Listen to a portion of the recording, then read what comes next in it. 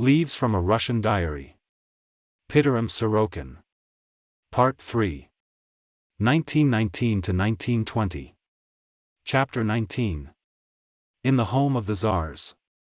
In the spring of 1920 we removed to Czarsko Selo, once the residence of the Czars, now the center of children's colonies. In the Agricultural Academy of Czarsko Selo my wife and I had work, and given 2 small rooms and a bit of land for a kitchen garden, we were much more comfortable than we had been in Petrograd. The beautiful parks of the old imperial town, if badly neglected and cut over, were still beautiful. The palaces, built after Rostrelli's wonderful plans, still charmed our eyes, and recalled to my wife and me the grandeur of our once great Russia. In free moments I wandered in the silent and desecrated parks, peaceful in spite of chopped-down trees, scum-covered ponds, and obscene scrawls written by red soldiers on arbors and bowers.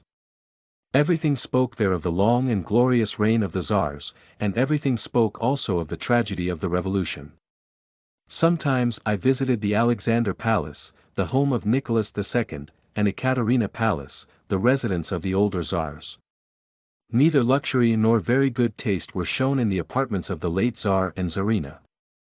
They were like the rooms of rich bourgeois, nothing more.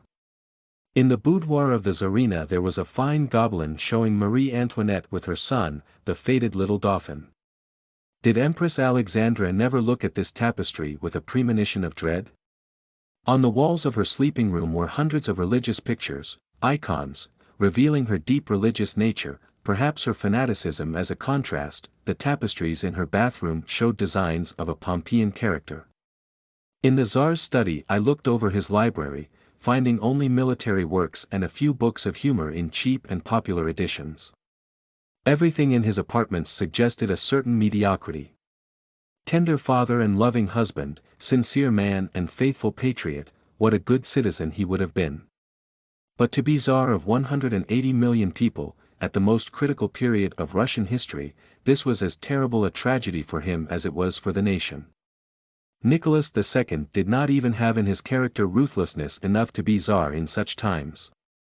The personal valet of Nicholas, now one of the guardians of his old palace, said to me, "The Tsar's kindliness was the cause of his fall. He was too soft. He shook hands with everybody. The Tsar should not do that. His father, Alexander III, there was a real Tsar. He knew what he wanted and he always kept the reins strongly in his hand." "Oh, yes," repeated the servant. "that was a real Tsar." The Tsars who made their residence in the magnificent Ekaterininsky Palace were the monarchs, the little fathers, as they existed in the Russian popular mind. Splendor, luxury, exquisite taste, and marvelous beauty, such were the surroundings of the autocrats in the days of their grandeur. "What does my palace lack?" The great Catherine once asked a French ambassador. "Only a casket, Your Majesty, nothing more," was the courtly reply. He was perfectly right, this Frenchman, for Catherine's palace was a real jewel. I wandered through the silent rooms gazing at their magnificence and dreaming of the past. Yes, the despots who lived here, and who now look down from their gold picture frames, were sometimes cruel, sometimes vicious. Millions of people they exploited. Many lives and much suffering paid for this jewel of a palace. But are not the defects of these autocrats in some measure balanced by the power and the energy they displayed in building the Russian Empire? Now that despotism is dead, will the world see another such creation as this palace, the symbol of their greatness? Comforts men will have under democracy, but not the enchantment of romance. General standards of decent living are the aims of democracy, and this is right. Only the poetic dreams of despotism, disregarding reason and humanity, creates for its own prestige the deathless beauty on which the eyes of future generations love to dwell. I thought of these things as I walked through the silent palaces of the Tsars. Outside, the hideous reality of communistic despotism met my eyes.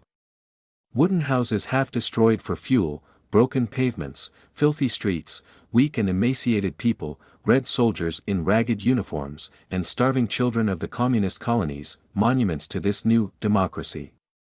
On all sides one hears such comments on democracy as these. When there was the Tsar we had plenty of pork, now there is Lenin and we haven't even konina, horse flesh. Down with communists and Jews. Long life to Russia. Russia has had 3 thievish Gregorys. Gregory Otrepiev, Gregory Rasputin, and Gregory Zinoviev. 2 Gregorys were killed, and the 3rd will be killed also. Under the Tsar we had only 1 Rasputin. Now we have thousands. Under the Tsar we were robbed only by a few of our own people. Now we are robbed by scoundrels of all countries. Don't worry. They will all die the death of dogs. Words like these were scribbled on walls and on arbors in the parks, the only free newspapers left to the people. Whenever I looked on the children of the communist colonies, these words found an echo in my heart. I had seen these houses and these children too closely to be deceived by the one show colony kept for the admiration of foreign visitors. Conditions in the ordinary colonies were terrible indeed. Cold in winter, frightfully dirty at all times, no linen, even on the beds, almost no food, such were the visible shortcomings of these homes of children of the new aristocracy. Our investigations showed frightful physical deterioration of the children. Their growth was retarded, their bony and lymphatic systems abnormal. In all respects they were much worse off than children not yet nationalized. The moral conditions of the colonies were very bad. In 2 colonies every child had gonorrhea. Boys and girls living together were sexually depraved, some of the boys acting as panders between other boys and their own mistresses. Maddened with hunger, all the children stole from each other and from the administration. Communists being free from bourgeois prejudice against such peccadillos made light of these things, and of course, no moral or religious education of the children was allowed. They are destroying not only the bodies but the souls of the young generation, said several conscientious teachers in these institutions. And we can do nothing to prevent it. I have plenty of such material, answered Maxim Gorky when I implored him to do something to end this appalling condition of affairs. But I can't help it. The communists are already angry with me for my interference. They wouldn't even publish my articles about it in Pravda. Later I happened to read articles by foreign writers, enthusiastically praising this wonderful achievement of the Bolsheviki. If the children of these writers could be placed in these colonies for a year or 2, but no, I could not wish them such a fate, not even as a just punishment of their fathers and the lies they have spread abroad. Not long after taking up residence in Czarsko Selo, my system of sociology, after many delays, was published. How I ever managed to write those 2 volumes I have often wondered. Financially, I profited little, but otherwise the publication gave me considerable satisfaction. In a few weeks the edition was sold out, and in spite of many defects, which I frankly pointed out in the preface, my colleagues commented most favorably on the work. I was elected head of the sociological department in the university, vice president of the Sociological Society, and head of the department of the social reflexology in the Research Institute of the Brain. We are reading your system secretly, said 2 communistic students from the workers' faculty. The factory workers had often in former years invited me to lecture before them. Now their expressions of appreciation, though privately offered, are grateful to me. Roses of authorship have their thorns, however. What? Aren't you shot yet? Exclaimed my friend, Professor R. For certain pages of your system, page 142, for example, I think you deserve, under our admirable government, several executions.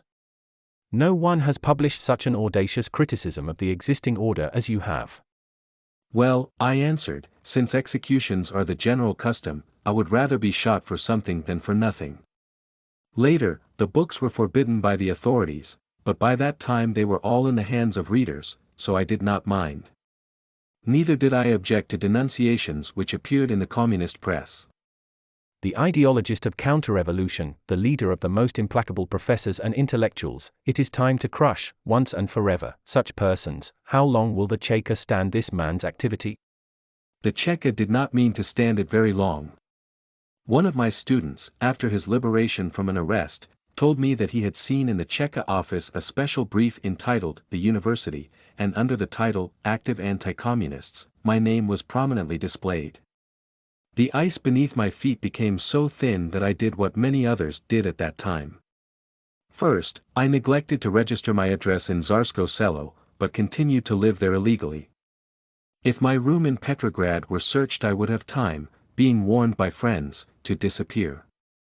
With this necessity constantly before me, I provided places into which to disappear. In all these places, and in my lodgings, a system of signs and warnings was arranged by my friends, both for my protection and their own, for when the Cheka searched for a man and failed to find him, they usually set an ambush and arrested everyone who ventured into the place. In this way tens of thousands of innocent persons were arrested. The best thing a wanted man or woman could do was to disappear successfully. The Chekists had so many people to arrest that they sometimes forgot all about a victim and went out after others instead. In October 1920, the night visitors went to my Petrograd address and demanded, "Comrade Sorokin." Truthfully, my friends told the men that I no longer lived there, and that they did not know where I was. When they asked for what crime I was wanted, the men answered, "For banditry." "That is impossible," exclaimed my friend. "I have known Professor Sorokin for years, and I know he is a professor of sociology in the university." "All professors nowadays are bandits," replied one of the Chekists. Next morning my students read the announcement. "On account of sudden illness, the lectures of Professor Sorokin are interrupted. Notice will be given of their resumption." Such announcements were so frequent that the students quite understood. For 2 weeks I peacefully reposed in the apartment of a friend pursuing my studies. As soon as I recovered my health, I went back to my lectures, but these sudden illnesses became more and more frequent between 1920 and 1922. After a public speech or the publication of an article, it became my habit never to spend the night in my own home.